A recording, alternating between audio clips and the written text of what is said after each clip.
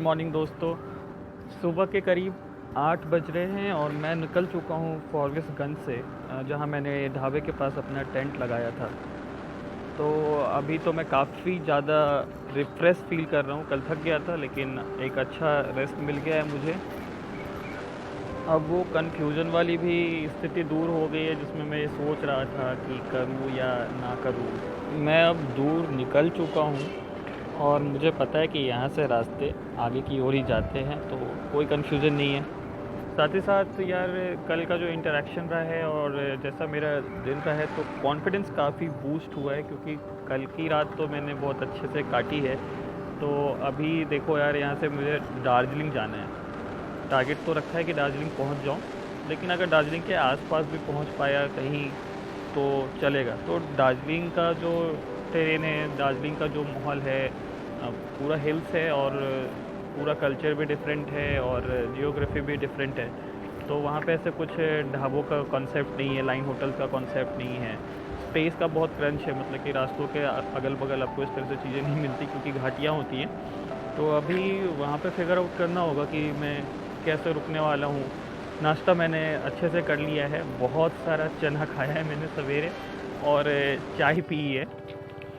फॉरबिसगंज से बहादुरगंज तक का रास्ता काफ़ी स्मूथ है, लेकिन बहादुरगंज से सिलीगुड़ी तक आपको कुछ सिंगल लेन मिलने वाला है। उसी रास्ते पे गाड़ियाँ आगे पीछे से आ रही होंगी, लोग भी इधर उधर से क्रॉस कर रहे होंगे और रास्ता भी बहुत अच्छा नहीं है। तो आपको थोड़ा पेशेंस रखना होगा और आप ये 80-90 पूरे 100 वाला खेल नहीं खेल सकते। पिता के प्रेम और माँ की ममता में यदि मुझे चुनना हो तो यार, मैं तो माँ की ममता को चुनूँगा, क्योंकि पिता का प्रेम होता है पर वो दिखाते नहीं हैं। और उनका जो प्रेम है ना, वो परंपरा, प्रतिष्ठा, मर्यादा, अनुशासन, लोग क्या कहेंगे, यहीं तक उलझ के रह जाता है। वो मानने को तैयार ही नहीं होते कि मेरा बच्चा बड़ा हो गया है और ज़िंदगी के कुछ फ़ैसले वो ले सकता है, चीज़ें मैनेज कर सकता है। वो समझना ही नहीं चाहते कि ये चीज़ें ज़रूरी भी हैं या उसे करने का मन है। जबकि माँ की ममता में ये सवाल कहीं होते ही नहीं है। वो तुमसे पूछने वाली है, क्या खाओगे और क्या बना दूँ और क्या क्या लेके जाना है तुमको, वापस कब तक आ जाओगे। माँ को आपसे कोई सवाल नहीं होता, बस ख्याल होता है। वो बस ये चाहती है कि मेरा बच्चा कहीं भी रहे, खुश रहे और उसे कोई तकलीफ़ नहीं हो।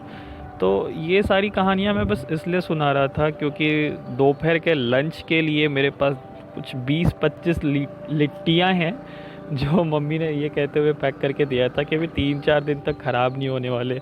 इसके साथ ही बहुत सारा चूरा भी, और जो बिहार में जो फेमस है सत्तू, तो सत्तू भी है मेरे पास। तो मतलब ऐसा है कि अगर मैं कुछ 4-5 दिनों के लिए कहीं फंस भी जाऊँ ना तो भी चलेगा। सिलीगुड़ी क्रॉस कर लिया है मैंने और रास्ते खूबसूरत हो चुके हैं, माहौल बदल चुका है।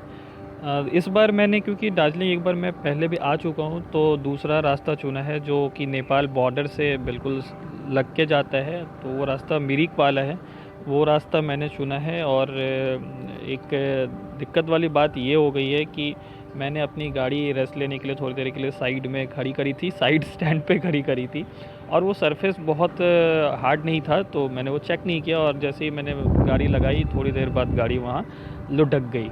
लुढ़कने से मेरे गाड़ी का आईना टूट गया है। तो आईना भी टूटा है और साथ में मतलब ऐसा है कि गाड़ी चलते चलते बीच बीच में बंद हो जा रही है। तो मे भी थोड़ा हो सकता है कि सप्लाई, पेट्रोल सप्लाई का थोड़ा डिसबैलेंस हुआ हो, जो भी हुआ। तो अभी मैं थोड़ा डिस्टर्ब हो गया हूँ।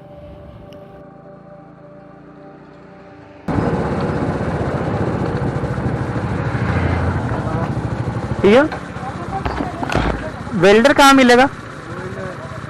थोड़ा आगे जाके इलेक्ट्रिक वोल्ट ना, हाँ, थोड़ा आगे जाके लेफ्ट साइड में। नीचे भी था तो जहाँ पे आपने देखा नहीं मैं। क्या वेल्डिंग करना है? ये टूट गया। वो उधर से वो गैरेज दिख रहा है ना, वो गैरेज, हाँ वो गैरेज दिख रहा है ना, वहीं पे। वहीं पे कर सकते। तो उसके बाद मैं अभी 3-4 गैरेज घूम चुका हूँ, वेल्डर के पास भी घूम चुका हूँ, पर प्रॉब्लम ये थी कि उस पूरे लोकेलिटी में कहीं पे लाइट थी नहीं और कुछ श्योरिटी भी नहीं थी कि कितने देर में आएगी। तो जैसी भी हालत थी मैं उसी में आगे बढ़ चला। और इन सब का नुकसान ये हुआ घूमने फिरने में कि मेरा कुछ 1 घंटा ख़राब हो गया। तो मैं थोड़ा लेट हो चुका हूँ और धीरे धीरे शाम फिर से आसमान को ढकती हुई रूहानी होते हैं। तो माहौल पूरा बदल चुका है और चारों तरफ जंगल ही जंगल दिखाई दे रहे हैं। सुंदर है, काफ़ी सुंदर है। दिक्कत ये भी है कि आसपास मतलब उस रास्ते देख सकते हो, कुछ वैसा स्पेस नहीं है कि ऐसे साइड में कुछ कैंपिंग की जा सके। तो देखते हैं, आबादी भी मतलब कि कहीं कहीं मिल रही है, कभी नहीं मिल रही है। खैर वो मेरे लिए प्रॉब्लमेटिक नहीं है, क्योंकि ज़िंदगी अपन खौफ में नहीं शौक़ में गुजारता है। तो कुछ नहीं समझ में आया तो देख लेंगे क्या करना है, कहीं भी रुक जाएंगे। तो शाम के साथ ही ये सूरज भी अस्त होने को तैयार है और जो भी चीज़ें होंगी वो सुबह के कार्यक्रम में मैं पेश करूँगा। तो यारो मैं आपको लाइक या फॉलो करने नहीं बोलने वाला, क्योंकि मैं भगवान बुद्ध तो हो नहीं रहा कि आप मुझे फॉलो करेंगे। हाँ ये है कि यार प्यार देते रहो, चाहे जिस तरह से देना चाहो, क्योंकि उसकी मुझे बहुत ज़रूरत है। और अभी जो मैं आपसे शेयर करने वाला हूँ अपना एक्सपीरियंस और लर्निंग, वो प्राइसलेस है और मैं चाहूँगा कि आप लोग उसको बहुत ही ध्यान से देखें और चलो एंजॉय करो। Bye bye. आपका भी हम मेरा बेटा जैसा लगा। आपका तकलीफ होने से हमको अच्छा नहीं लगता है, हमारा गेस्ट है, मेरा बेटा जैसा है, इसीलिए हमने विदाउट हेजिटेट ना समझ के बैठना ऐसा बुलाया ना। सूरज है ना हाँ। रात कितना बजे? लगभग 9:30 के करीब मैं जब घर से बाहर निकला तो देखा कि सूरज वहाँ पर अंधेरे में कुछ कर रहा है। देखा मैंने तो सूरज आके मेरे को बोला, अंकल मैं तो पटना से हूँ, मेरा नाम सूरज है, मैं जा रहा था, बाइक लुढ़क गया और बाइक का वो मिरर भी टूट गया, चलने में तकलीफ हो रहा है, तो वहीं टेंट लगा के मैं सो जाऊँ, ऐसा उन्होंने कहा, आपने कहा ना। तो मेरे मिसेज भी आ गया तो देखता है तो अकेले अंधेरे में, यहाँ पर थोड़ा वाइल्ड लाइफ है यहाँ पर, क्योंकि मेरा ये होम स्टे जो घर है चारों तरफ फेंसिंग है। हमारा 2 कुत्ता था यहाँ पर एक ले गया, 2 को लेके गया वो चीता यहाँ से अंधेरे में। तो और यहाँ चीता भी आता है, हमारा घर में भीतर में आके ले जाता है, तो सूरज उसके सामने जंगल के सामने सो रहा है, ऐसा तो कभी मन खराब हो गया। वो मिसेस ने कहा ये तो अच्छा नहीं हुआ, सूरज को बुलाओ, बोल के आपको यहाँ पर रहने के लिए बोला, क्योंकि इतना दूर से आया पटना से अकेले। हाँ तो ऐसा नहीं होना चाहिए। आफ्टर ऑल हम लोगों का जो भी हो, कोई भी लोग कोई भी स्टेटस में रहे, अपना पोजीशन में रहे, लेकिन हम लोग सब ह्यूमन बीइंग है, ये नहीं, इसको नहीं भूलना है ना। जो ह्यूमैनिटी जो होता है उसको हमको समझना चाहिए। ह्यूमन, हम लोग क्यों ह्यूमन बीइंग है, तो एज ए ह्यूमन बीइंग अपने बच्चे जैसा सूरज को लेके एकदम हमारा होम स्टे में स्टे करने के लिए रखा। तो अच्छा लगा सूरज से मिलके। हाँ, पटना का अपना फैमिली के बारे में भी बताया, हम लोगों ने हमारा फैमिली के बारे में भी बताया। बहुत अच्छा लगता है, लोग आते हैं, मिलते हैं। ये ऐसे होने में एक्सचेंज ऑफ व्यूज, आपका विचार, वो हम लोग उसको पकड़ते हैं। जैसे सूरज घूम रहा है, कोई एक ऑब्जेक्टिव लेके घूम रहा है ना, और हम लोग यहाँ पर है, हमारा कुछ ऑब्जेक्टिव है, वो ऑब्जेक्टिव को भी समझ लिया, सूरज को भी समझ लिया। बहुत अच्छा लगा, मिलते रहना। हाँ? जरूर, जब भी हम इधर आएंगे तो आप लोगों से मिलेंगे, एक बिल्कुल फैमिली की फोन तरह। और नंबर लेके जाना।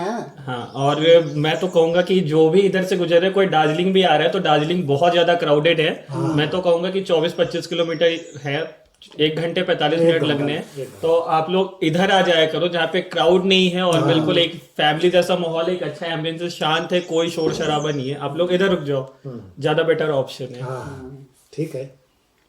तो मैं अभी इनका पूरा होम स्टे भी आपको दिखाऊंगा। गार्डनिंग बहुत अच्छी कर रखी है इनके पास। एक अभी करंट में एक डेजी नाम का भी डॉग है, उससे भी मिलाऊंगा। और बहुत अच्छा एक एम्बियंस है, तो उसको भी मैं दिखाऊंगा आप लोगों को। आपको पसंद आए तो आप इधर जरूर विजिट करो, और मैं इस प्लेस को भी टैग कर दूंगा। ओके।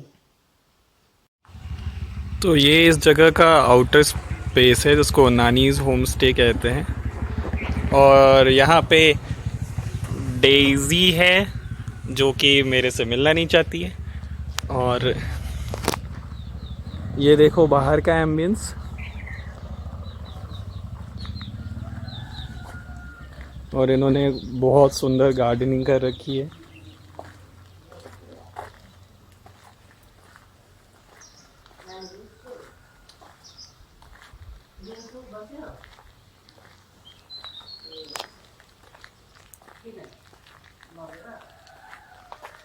आप यहाँ विज़िट कर सकते हैं, बहुत ही सुंदर जगह है। और दार्जिलिंग से 26 किलोमीटर दूर है, यानी ऑलमोस्ट 1 घंटे में आप यहाँ पहुँच जाएंगे।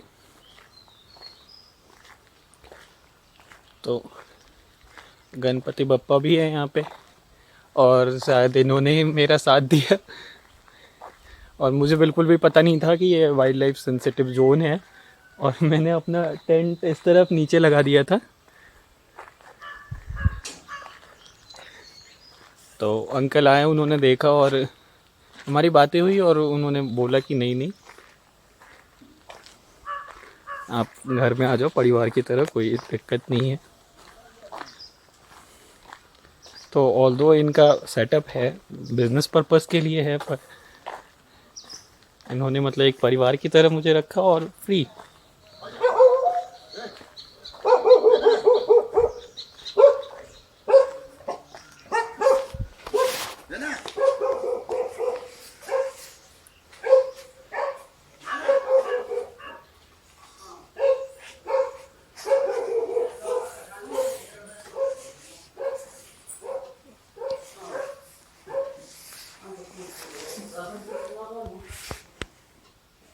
हेलो।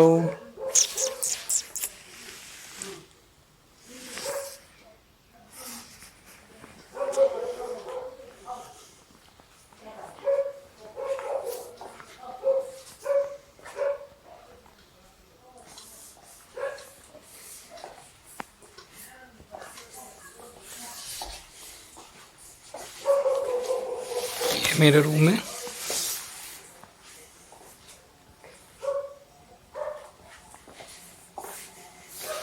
अगर आप लोग यहाँ पे आते हो तो इस तरह का सेटअप मिलेगा।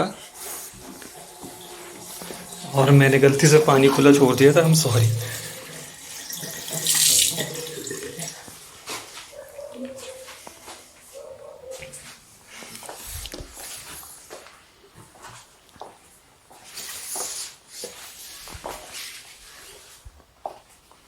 ये डाइनिंग एरिया है।